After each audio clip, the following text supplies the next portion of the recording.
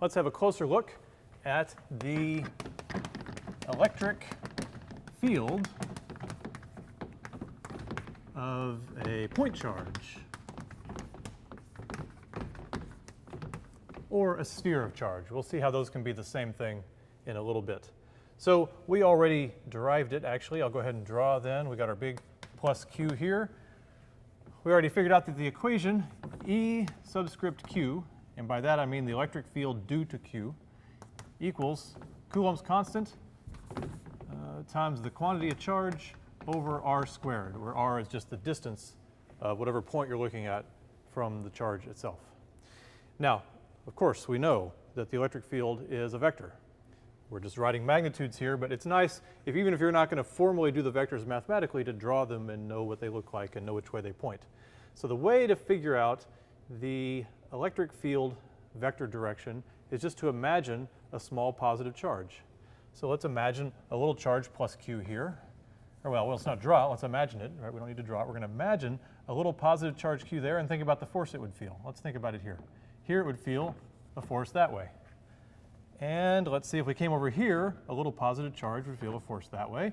If we went here, feel a force that way. If we went here, it'd feel a force that way, because it's always going to feel a repulsive force.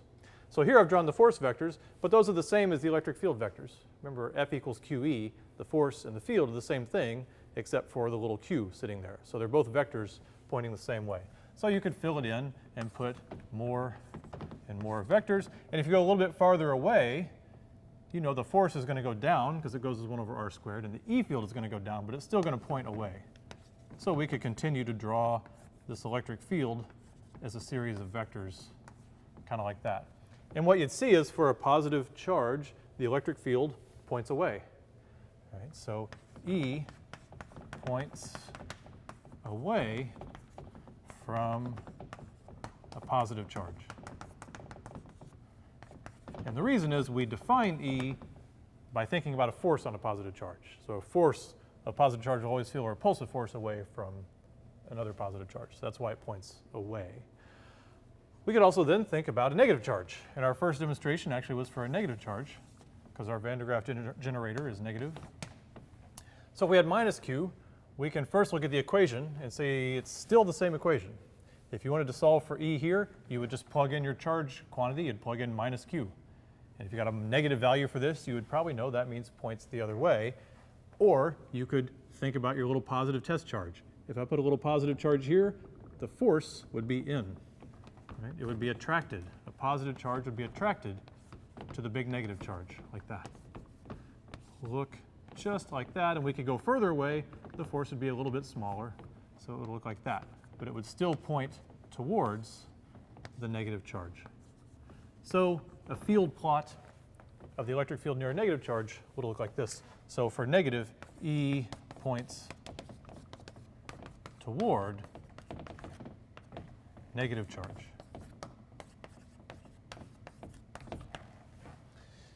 Another way to draw these is something called field lines. So instead of drawing individual vectors, you just draw lines and you put little arrowheads on the line to show which way it points. And then later in physics, if you keep studying, you can get into how the strength of the field has to do with the density of the lines, how close the lines are together.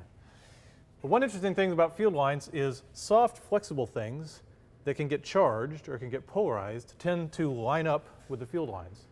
So if you have a big, large charge, like our Van de Graaff generator, and you put something on it that is very flexible and light, like my hair, then it tends to line up. So now we will do the classic demonstration. So here we have our Van de Graaff generator. It's actually going to get negative. So in this case, actually the field lines are going to point towards it, but something light will still line up with it. It can be polarized either way, or if it's charged, it will line up either way. So what we'll do is I will turn it on, and now I got to touch it. I got to accept the charge, so I'm just going to kind of, ouch. All right, so now I'm getting charged up real negative. My head is now becoming the big minus q, and my hair might start to line up a little bit with the field lines. Right? Not exactly, it's a little heavy. I used too much conditioner today, but you get the idea. It's kind of starting to follow. Okay? Hopefully you can see. Ah, that thing is really working today. All done. There you go, field lines.